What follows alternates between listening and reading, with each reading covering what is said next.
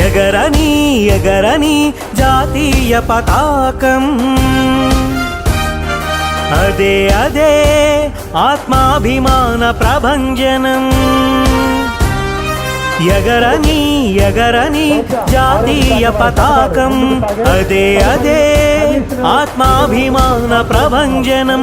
ఆంగ్లేయులని అణచిన అహింసాయుధం, ఎందరో సమరయోధుల పరాక్రమ శౌర్యం. ఎగరని ఎగరని జాతీయ పతాకం.